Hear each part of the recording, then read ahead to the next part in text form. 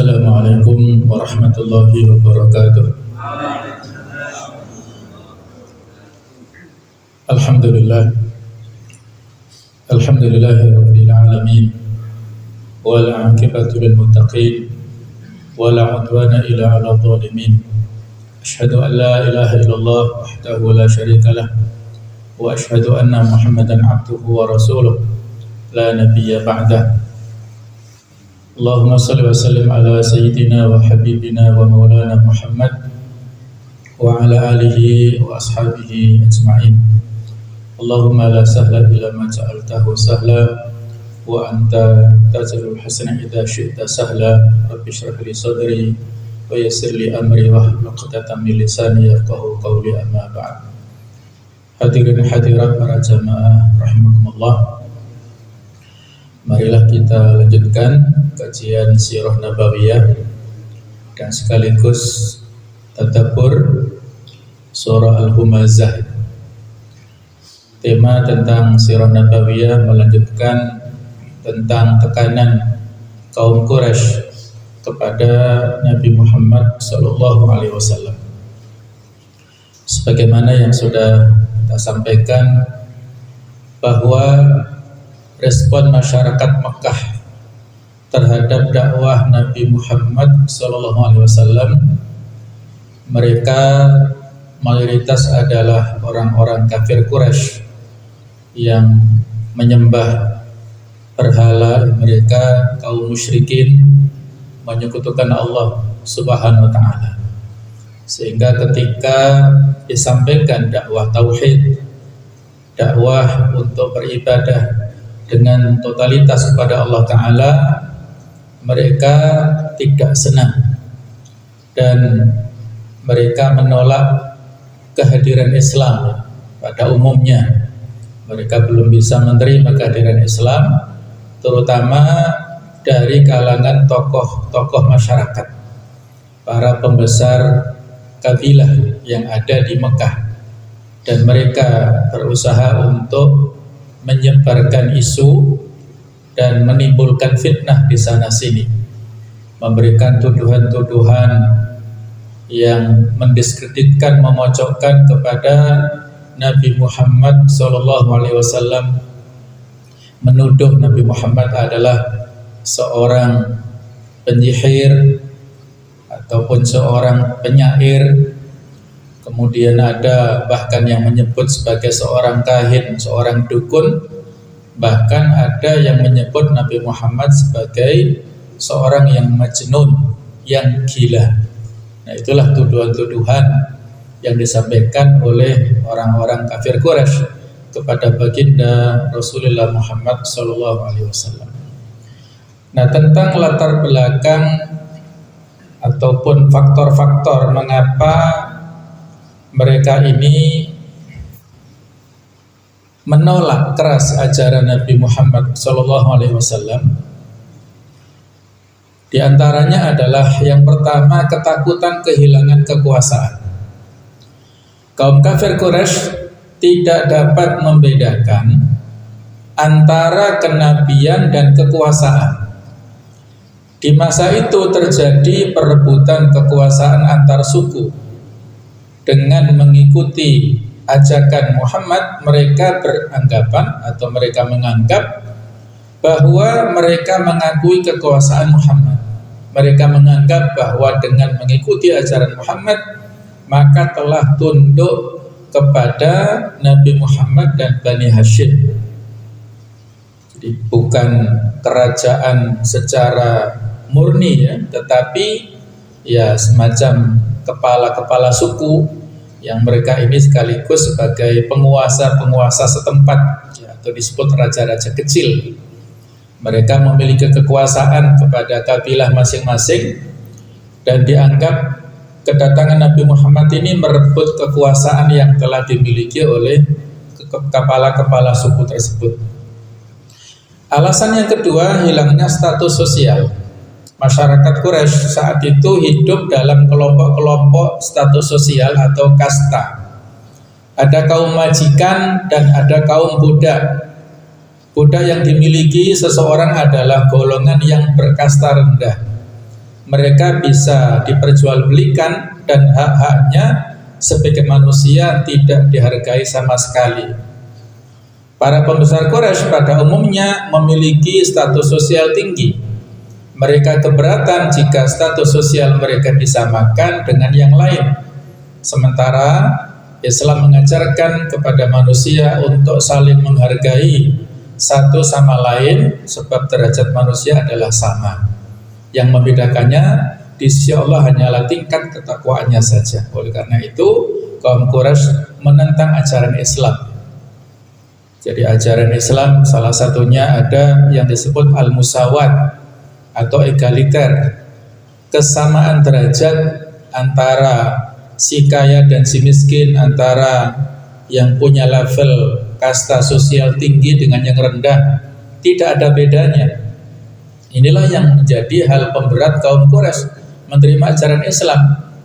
Pernah ada sekelompok orang-orang elit mereka mendatangi Nabi Muhammad SAW, dan saat itu Nabi Muhammad sedang duduk-duduk berdakwah kepada orang-orang yang dari kalangan bawah. Maka para kalangan elit kafir Quraisy ini tidak mau duduk bersama. Mereka mengatakan, wahai Muhammad, kalau engkau mau menerima kami, tolong diusir orang-orang miskin itu. Mereka bukan level kami, ya, mungkin kira-kira seperti itulah bahasanya. Nah, akhirnya Allah Ta'ala memberikan nasihat kepada Rasulnya. Di antara ayatnya adalah di surat Al-Kahfi, wasbir nafsaka ma'al ladzina yad'una rabbahum bil ghadati wal ashyi yuriduna wajha, dan bersabarlah wahai Muhammad dirimu bersama dengan orang-orang yang fuqara masakin, yang mereka ini justru lebih bertakwa, ya, mereka berdoa kepada Allah pagi dan sore, mereka ikhlas kepada Allah Ta'ala, dan justru dengan orang-orang fuqara masakin itulah Nabi mendapatkan kemenangan di kemudian hari. Innama tunsaruna bi du'afaikum, sesungguhnya kalian ditolong oleh Allah Ta'ala disebabkan keberadaan orang-orang miskin yang ada di antara dakwah Rasulullah itu. Nah, sedangkan alasan yang ketiga mereka menolak dakwah Nabi Muhammad, hilangnya perdagangan patung. Orang kafir Quraisy adalah masyarakat penyembah berhala, kaum paganisme. Membuat berhala merupakan mata pencaharian masyarakat ketika itu. Mereka membuat berhala, mereka namai, di antaranya ada yang bernama Lata, yang merupakan pelesetan dari Al-Ilah, kemudian Uzza, pelesetan dari Al-Aziz, Manat merupakan pelesetan dari Al-Mannan, dan juga Hubal, yang berhala yang besar yang ada di Ka'bah. Kemudian dijual kepada orang-orang yang mengunjungi Ka'bah, yang secara periodik sudah kita ketahui bersama, ya, Mekah menjadi tempat jujukannya orang-orang kafir untuk melaksanakan ritual ibadah haji versi masyarakat jahiliyah. Mereka datang ke Mekah dan pulang dibawahi, ya, semacam souvenirnya itu, souvenir berhala. Dulu pernah kita ceritakan, ya, yang diprakarasai oleh Amr bin Lu'ay, mendapat inspirasi dari Syam ketika dia adalah tokoh dari kalangan Bani Khuza'ah yang jalan-jalan ke Syam dan menyaksikan banyak penyembahan berhala. Maka ketika pulang ke Hijaz, ke Mekah ini, membawa tradisi jahiliyah ini, disebarluaskan berhala dan dibuat nama-nama dan disinyalir ada berhala-berhala peninggalannya kaumnya Nabi Nuh yang tertanam di sekitar Jeddah dan akhirnya digali dan ditemukan, disembah-sembah oleh mereka. Nah, inilah yang akhirnya ketika dikunjungi, ya, Ka'bah ini, mereka membawa pulang berhala-berhala dan dijadikan sesembahan di daerah masing-masing. Sementara itu Islam mengajarkan bahwa manusia hanya menyembah Allah Subhanahu wa Ta'ala semata dan tidak boleh menyembah selain Allah. Jika mereka mengikuti ajaran Islam, maka mereka khawatir kalau mata pencahariannya sebagai pembuat patung tersebut akan hilang. Jadi terkait dengan faktor ekonomi atau perdagangan, ya. Kalau Islam diterima sebagai agama yang legal di masyarakat Arab, terutama di Mekah dan sekitarnya, maka otomatis orang-orang yang biasa menyembah berhala sudah tidak membeli lagi, tidak langganan lagi. Otomatis omset para pedagang berhala ini akan menurun. Ya, barangkali mirip Amerika lah sekarang ini. Kenapa Amerika menggalakkan perang di mana-mana? Karena itu bisnis senjata. Kalau perangnya sepi, ya senjatanya nggak laku. Nah, itulah kurang lebih ya, ada persamaan antara jahiliyah pada zaman dahulu dengan kejahiliaan yang sekarang ini. Ya, mereka tidak mempedulikan tentang masalah nyawa, tentang masalah kerusakan, tentang kedoliman dan sebagainya. Yang penting bisnisnya dan ekonominya jalan. Nah, itulah. Nah, jemaah sekalian, di antara tokoh yang begitu kuat permusuhannya kepada Islam, bahkan tokoh ini ya merupakan pedagang besar yang menjual berhala, yang bernama Umayyah bin Khalaf. Dia ini adalah majikannya Bilal bin Rabah. Jadi Umayyah ini tokoh yang kaya raya. Dia adalah putra dari Khalaf. Jadi kalau kita dengar nama Umayyah, maka Umayyah ini berbeda dengan Bani Umayyah yang merupakan kekhalifahan ya sesudah Khulafaur Rasyidin. Itu ada khilafah Bani Umayyah yang diawali oleh Muawiyah bin Abi Sufyan ya. Jadi sama-sama nama Umayyah tapi orangnya berbeda. Kalau ini Umayyah bin Khalaf, sedangkan kakek moyangnya Muawiyah yang disebut dengan Bani kan keturunannya adalah Umayyah, itu Umayyah bin Abdi Syams bin Abdi Manaf. Jadi masih nyambung nasabnya dengan Rasul di Abdi Manaf. Abdi Syams ini saudaranya dari Hashim, mbahnya Rasulullah. Jadi masih ada ikatan, ada hubungan nasab ya. Jadi berbeda antara Bani Umayyah dengan Umayyah ini. Kalau ini Umayyah bin Khalaf yang selalu memusuhi Nabi Muhammad SAW, sering mencela, sering mengumpat kepada Nabi. Dan Umayyah ini, Umayyah bin Khalaf, meninggalnya tewas pada saat perang Badar tahun kedua Hijriah. Dan yang membunuh itu adalah ini, mantan budaknya, yaitu Bilal bin Rabah, yang ceritanya sangat fenomenal ya. Ketika awal-awal berada di Mekah, Bilal dirobohkan atau ditidurkan di atas pasir yang sangat panas ya, padang pasir, kemudian ditimpai batu yang besar, kemudian dicambuk dan dipaksa untuk kembali murtad pada ajaran jahiliyah. Tapi Bilal hanya satu kata berulang-ulang dijawab, yaitu ahad. Itu menunjukkan ketauhidan Bilal ya. Jadi itu kesabaran Bilal yang pada akhirnya diberikan kesempatan untuk membunuh mantan majikannya pada perang Badar itu. Itulah kesempurnaan atau kemuliaan ya seseorang dengan Islam ya. Bilal yang sebelumnya seorang budak mulia dengan Islam, dan ada banyak dari kalangan sahabat yang sebelumnya dari kalangan yang bawah, tetapi karena mereka masuk Islam, mengikuti petunjuk Rasulullah, akhirnya orang-orang itu menjadi terhormat dengan izin dari Allah Ta'ala, biizzatil Islam ya, dengan izah Islam dan Al-Quran. Jadi di antara latar belakang sebab turunnya surah Al-Humazah itu disebabkan oleh perilaku yang buruk dari Umayyah bin Khalaf. Ada yang menyebutkan dari Walid bin Mughirah dan juga tokoh-tokoh yang lain. Banyak tokoh-tokoh yang sebagian juga sudah kita sebutkan. Bahkan disebutkan di sini bahwa Umayyah ini pernah meludahi baginda Nabi Muhammad SAW. Coba bisa kita bayangkan ya. Sekarang apa ada tokoh kiai misalnya atau pemuka agama yang sampai dihina oleh orang lain seperti itu ya? Saya kira tidak ada. Jadi Nabi sampai mendapatkan perlakuan yang seperti itu oleh orang-orang yang tidak menyukainya. Maka diturunkanlah surah Al-Humazah ini secara penuh, ada 9 ayat. A'udzubillahi minasyaitonirrajim. Bismillahirrahmanirrahim. Wailul likulli humazatil lumazah. Kecelakaanlah bagi setiap pengumpat lagi pencela. Alladzi jama'a mala wa 'addadah, yaitu orang yang mengumpulkan harta dan menghitung-hitungnya. Yahsabu anna malahu akhlada, dia mengira bahwa hartanya itu dapat mengekalkannya, menjadi abadi di dunia, membuat dia hidup selamanya di dunia. Kalla la yumbadanna fil hutamah, sekali-kali tidak, sesungguhnya dia benar-benar akan dilemparkan ke dalam neraka hutamah. Wa ma adraka mal hutamah, dan tahukah kamu apa hutamah itu? Narullahil muqaddah, yaitu api yang disediakan Allah yang dinyalakan.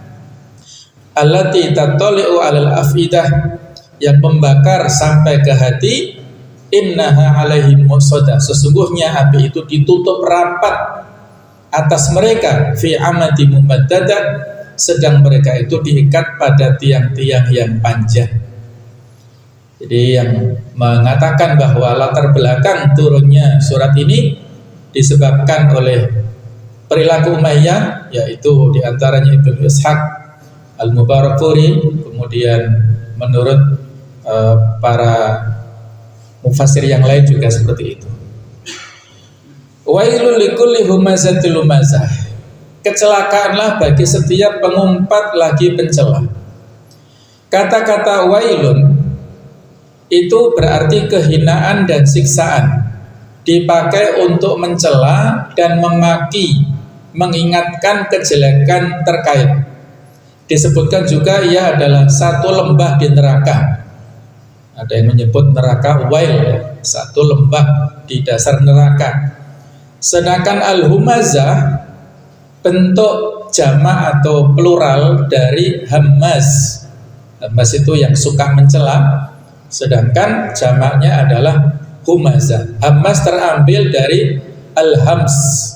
Hams ini mulanya berarti tekanan dan dorongan yang keras. Dinamakan huruf hamzah pengucapannya karena perlu semacam tekanan. Atau juga ada penggunaan hamazati syayatin, dorongan setan melakukan kejahatan. Ini satu akar kata ini.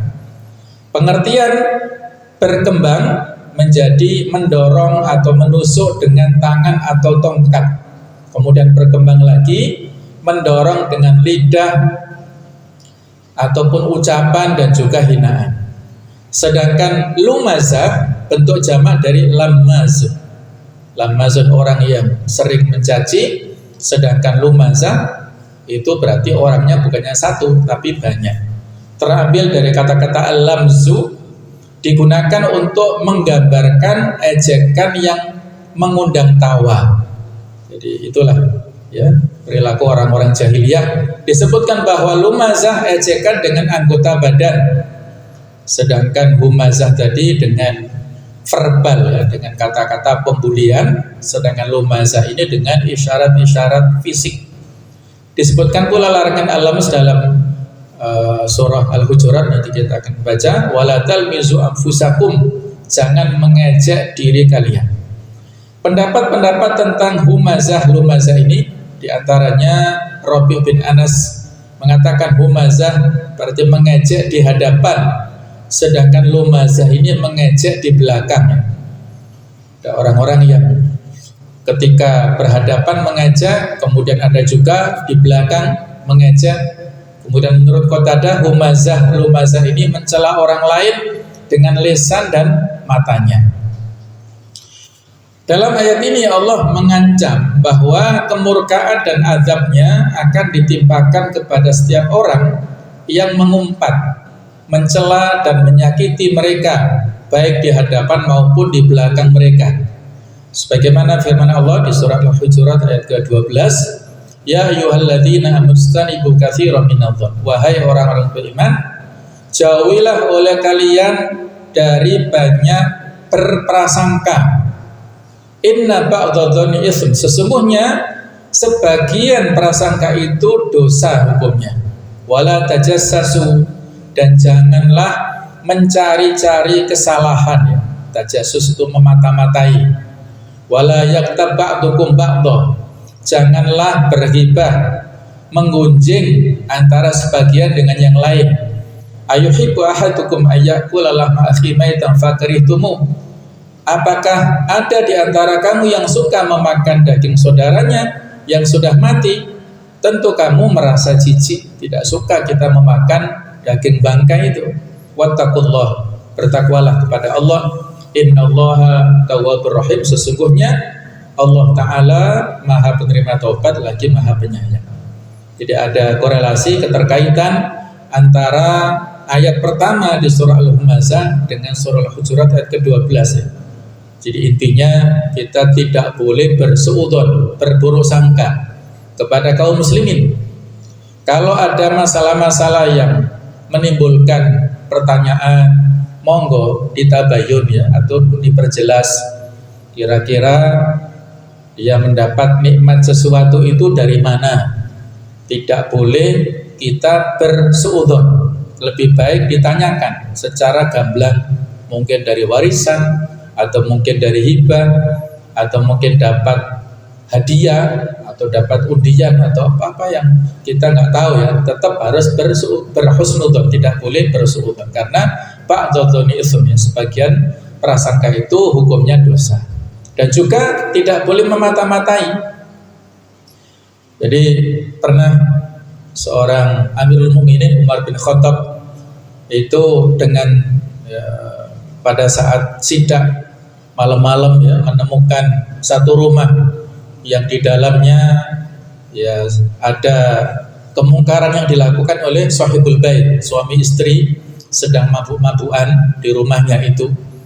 Kemudian Khalifah Umar ini dengan tanpa permisi, tanpa salam langsung masuk bukan lewat pintu tetapi mungkin lewat jendela atau mungkin loncat ya, dan dia langsung ya, memberikan teguran kepada pelaku kemaksiatan ini. Nah rupanya pelaku kemaksiatan ini bukan orang biasa ya, tapi mereka orang yang berpendidikan dan memberikan kritikan kepada Umar ya. Kenal dengan Khalifah, wahai Khalifah Umar bin Khattab Amirul Mukminin, kami ini melakukan satu kesalahan, kemaksiatan, sementara Anda melakukan 3 kesalahan sekaligus. Umar kaget, apa itu? Nah, yang pertama, Anda memata-matai rumah kami, padahal dilarang wala tajassasu ya, tidak boleh memata-matai, mencari-cari kesalahan. Yang kedua, Anda masuk rumah kami tanpa permisi, tanpa salam, tanpa minta izin dulu, ya, melanggar ya di surat An-Nur itu. Yang ketiga, Anda masuk rumah kami nggak lewat pintu depan, tapi loncat, mungkin dari jendela atau dari dinding. Padahal wa'tul buyuta min abwabiha, datangilah rumah itu lewat pintunya. Nah, maka saat itu Umar bin Khattab mengaku salah dan minta maaf, tetapi tetap memanggil orang ini ya. Dan pada saat dipanggil klarifikasi, Umar berdiskusi dengan para sahabat senior yang lain, di antaranya ada Ali bin Abi Thalib.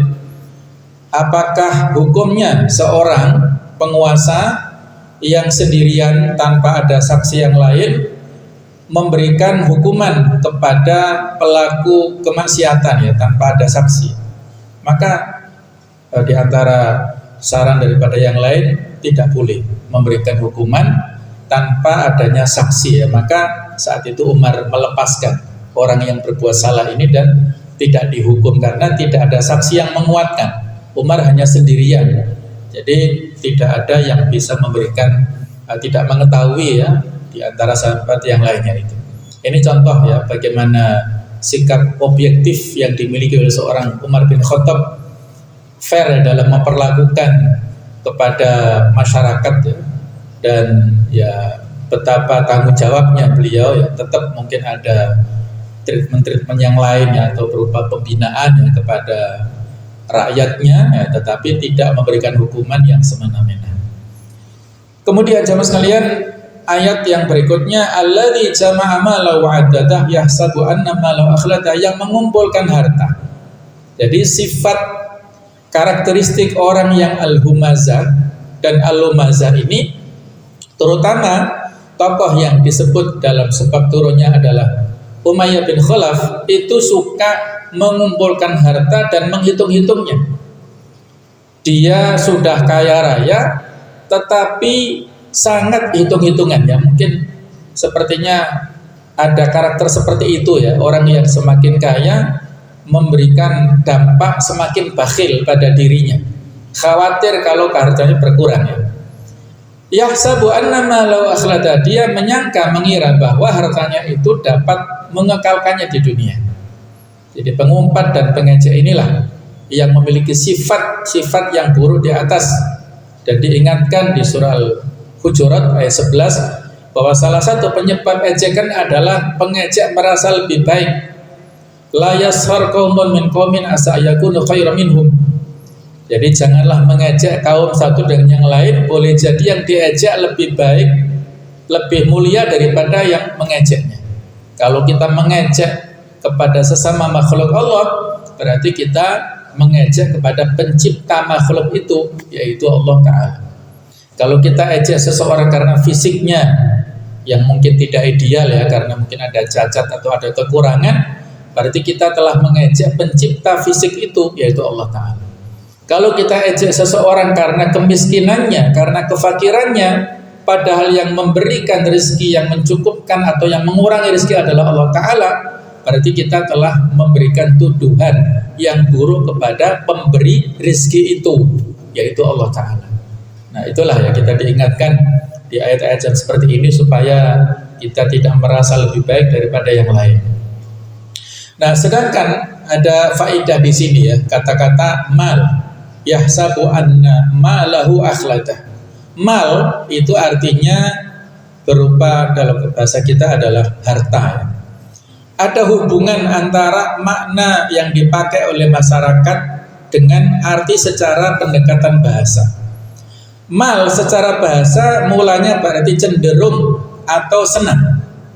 Bisa jadi dinamakan demikian karena manusia selalu cenderung dan senang padanya.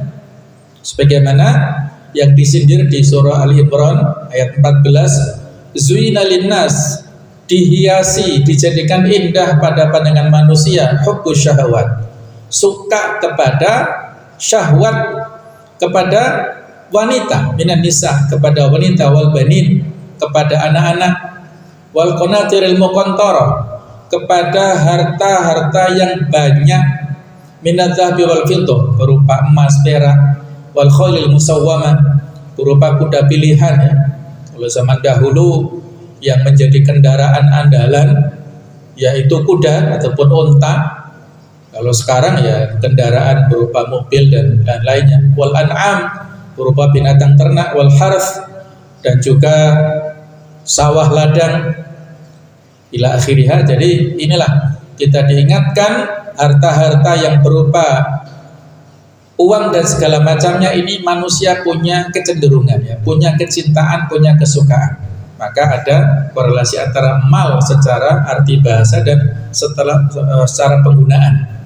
Dalam bentuk tunggal, pada hakikatnya sehebat-hebat orang mengumpulkan harta masih terhitung sedikit. Jadi Allah mengatakan yahsabu annama lahu akhladah.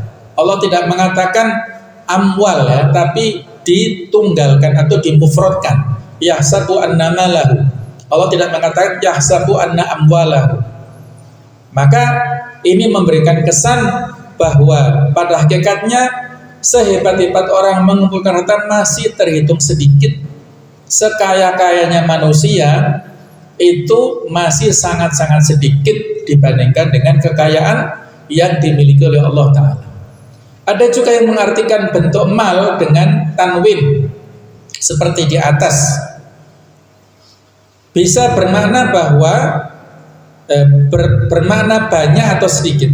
Pendapat ini bisa diterima karena walaupun sebenarnya sedikit, dalam pandangan orang kikir bisa berarti banyak ya. Walaupun 1 rupiah, kalau orang bakhil ya, itu betul-betul sangat berharga. Kemudian addadahu dari kata adda, ya'uddu berarti menghitung-hitung atau menganekaragamkan atau menyiapkan. Begitu cinta dengan hartanya sehingga terus-menerus menghitung-hitungnya, satu demi satu, rupiah demi rupiah, dihitung terus-menerus, menganeka-ragamkan, membelikan berbagai ragam benda. Kemudian akhladah dari al-khuld bermakna kekal, digunakan kata fi'il madhi walaupun maksudnya masa datang, menunjukkan mantapnya dugaan dalam diri orang yang bersangkutan. Jadi bukan yukhlituhu tapi akhladahu. Ia menduga dengan amat sangat bahwa ia akan terus kekal dengan hartanya dan keadaannya yang sekarang ini. Alladzi jama'a malahu wa addadah, ya. Malan di sini menggunakan mufrad, ya, kata tunggal untuk menunjukkan harta itu betapapun banyak sedikit. Kemudian tanwin juga seperti itu.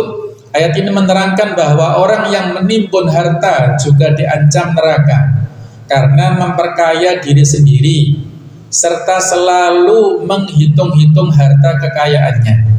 Hal itu ia lakukan karena sangat cinta dan senangnya kepada harta. Seakan-akan tidak ada kebahagiaan dan kemuliaan dalam hidup kecuali dengan harta. Bila ia menoleh kepada hartanya yang banyak itu, ia merasakan bahwa kedudukannya sudah tinggi dari orang-orang sekelilingnya. Dia tidak merasa khawatir akan ditimpa musibah karena mencerca dan merobek-robek kehormatan orang lain. Karena kecongkakannya, ia lupa dan tidak sadar bahwa maut selalu mengintainya, tidak memikirkan apa yang akan terjadi sesudah mati, dan tidak pula merenungkan apa-apa yang akan terjadi atas dirinya. Kematian ini selalu mengintai kita dimanapun, kapanpun kita berada. Kemarin saya takziah ke salah seorang kawan yang istrinya meninggal dunia. Itu pada saat tidur, jadi beliau punya pondok di Malang Selatan sana. Saat jam 2 itu terbangun masing-masing dan istrinya minta putu, ya. Putu yang makanan tradisional, ya. Kemudian jam 3 jadi setelah makan itu tidur lagi. Jam 3 kawan saya ini bangun, dia mulai di masjid pondoknya. Biasanya istrinya ikut. Ternyata sampai subuh, sampai beliau ngisi taklim. Setelah taklim istrinya nggak nyusul. Ketika dia balik ke kamar, istrinya sudah meninggal dunia. Jadi rupanya mungkin ya bisa jadi jam 3 saat beliau terbangun itu bisa jadi sudah meninggal, Allahu a'lam. Jadi nggak ngecek karena khawatir terlihat tidurnya sangat pulas, ya nggak tega untuk membangunkan. Dan posisi saat meninggal itu persis sama saat ditinggal itu. Artinya pada saat sakratul maut tidak merasa kesakitan, ya, karena suami istri ini ahlul Quran, ya, orang-orang yang penghafal Quran luar biasa, ya. Ketulusan, keikhlasannya luar biasa. Jadi rupanya putu itu rizki terakhir untuk istrinya ini, ya, sebelum meninggal. Dan ya seperti itulah, ya, kematian tidak bisa disangka-sangka, ya. Maka lebih baik, ya, kita membiasakan pada saat mau tidur malam itu dengan sunnah-sunnahnya. Ketika sudah wudhu, ketika sudah berbaring, maka terutama membaca ayat kursi, yaitu sebagai semacam jaminan, ya, kalau kita membaca insya Allah akan bisa diberikan jaminan surga oleh Allah Ta'ala. Jadi ini kematian tidak akan bisa kita lewati walaupun orang itu kaya raya, ya. Dan sebenarnya kalau soal kekayaan warga kita, negara Indonesia ini juga banyak, tetapi yang terjadi adalah ketimpangan dalam bab ekonomi, ya. Ada yang kaya terlalu kaya, ada yang miskin yang terlalu miskin di bangsa kita ini. Tidak ada, ya, semacam sebuah regulasi untuk mengatur, ya, keseimbangan di ekonomi bangsa kita ini. Dan saya kemarin dapat info-info, ya, yang sebenarnya ini info yang unik, ya. Jadi ada penginapan yang termahal sedunia, nomor 1 terbaik di dunia, itu ternyata bukan di Eropa, bukan di Amerika, ya, bukan di Dubai, tetapi ternyata di Indonesia. Resort atau villa yang termahal itu ada di Indonesia, di Sumbar, ya. Itu ada namanya Vini Watu atau Nihi Watu Sumbar. Itu harga yang paling murah untuk menyewa villa itu 15 juta per malam. Sampai yang termahal itu 250 juta per malam coba. Dan ada bahkan kalau saat high season itu sampai tarifnya 340 juta satu malam, satu villa itu. Insya Allah ya, itu luar biasa ya. Harga sekian itu kan bisa untuk beli rumah, tapi hanya untuk menyewa satu malam saja itu. Nah itu rupanya di kita di Sumbawa itu, jadi langsung connected dengan Samudra Hindia itu ya, kolam renangnya dan kamar-kamarnya yang bagusnya luar biasa, bisa kita lihat di internet itu ya. Jadi rupanya seperti itulah ya, artis-artis papan atas dunia itu biasanya mereka bulan madunya di situ, di Nihiwatu Sumba itu ya. Jadi itulah orang-orang yang kaya raya luar biasa, yang mana mereka biasa mengumpulkan harta dan menghitung-hitungnya. Yahsabu annama law akhlata, dia mengira hartanya dapat mengekalkannya. Allah menyatakan kesalahan anggapan pengumpat dan pencerca bahwa harta yang dimilikinya itu menjaminnya akan tetap hidup di dunia selamanya. Oleh karena itu tindakannya sama dengan tindakan orang yang akan hidup selama-lamanya, dan bila mati ia mati tidak akan hidup kembali untuk menerima balasan atas kejahatannya selama hidup di dunia. Ini perkiraan yang salah ya. Tidak ada yang bisa mengabadikan manusia di dunia walaupun dia kaya raya, sekaya apapun. Syekh Zaid ya, pemilik Burj Khalifah di Dubai itu meninggalnya juga dikuburkan biasa, tidak ada pernak-pernik yang mewah ya, padahal dia kekayaannya luar biasa. Kalla la yunbadanna fil hutamah wa ma adraka mal hutamah, sekali-kali tidak, sesungguhnya dia benar-benar akan dilemparkan ke dalam hutamah. Dan tahukah kamu apakah hutamah itu? Kata kalla la yunbadanna menunjukkan keras dan tegas ya. Ada huruf lam ya, la yunbadanna, ada lam taukid yang berarti penguat, bisa bermakna pasti. Kemudian berasal dari kata nabadha, bermakna mencampakkan sesuatu karena menganggapnya tidak berharga. Di manusia yang merupakan makhluk terbaik, ketika dia memiliki keimanan maka mendapatkan kemuliaan dari Allah. Tetapi kalau imannya lepas, dia memiliki akhlak-akhlak yang buruk ya, dengan yang sudah kita gambarkan ini, humazah dan lumazah, maka dicampakkan. Allah tidak butuh dengan orang-orang seperti itu. Dicampakkan, dilemparkan ke neraka. Al-hutamah berasal dari kata-kata hatoma, yang berarti hancur.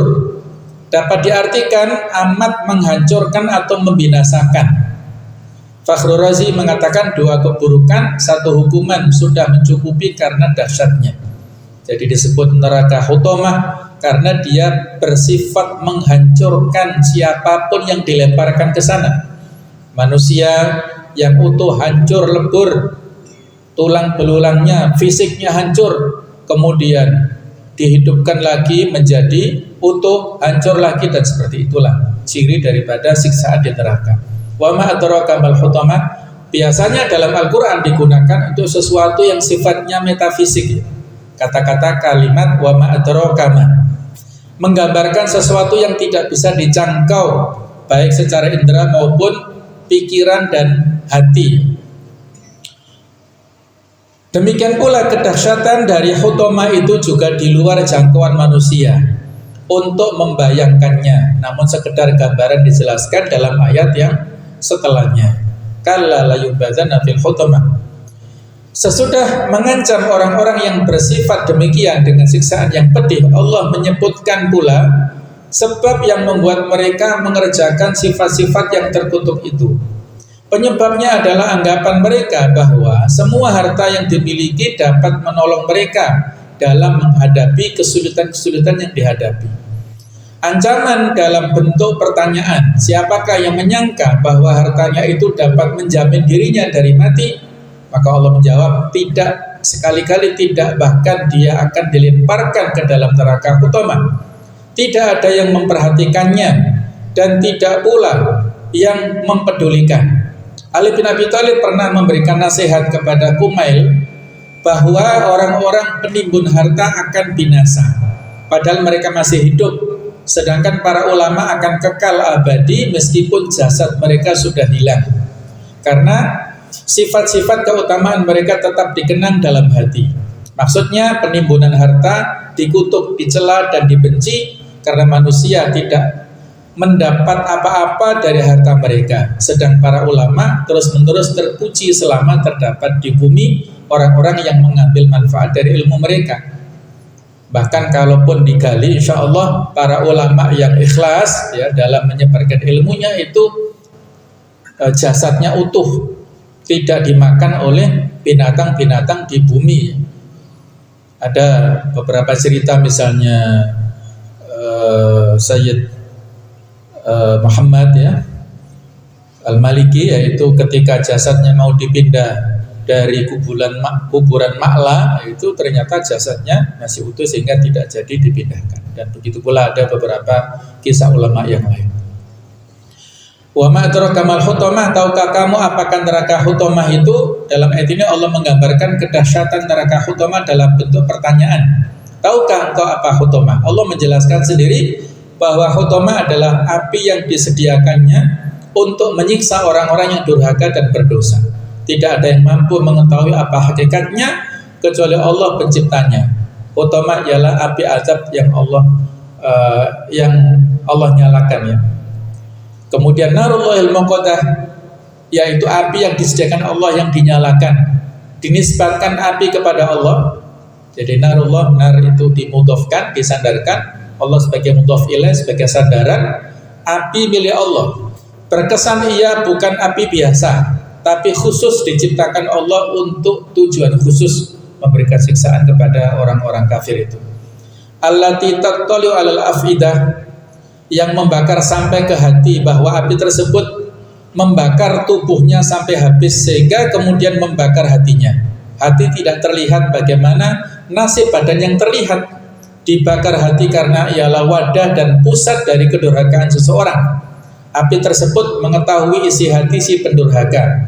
Ejekan menyakiti hati, karenanya hati pula yang disiksa. Hati adalah bagian paling sensitif, karena disiksa hati agar siksaan semakin terasa menyakitkan. Jadi, inilah kelebihan ya redaksi-redaksi yang ada dalam ayat Al-Quran yang sangat dalam maknanya ya.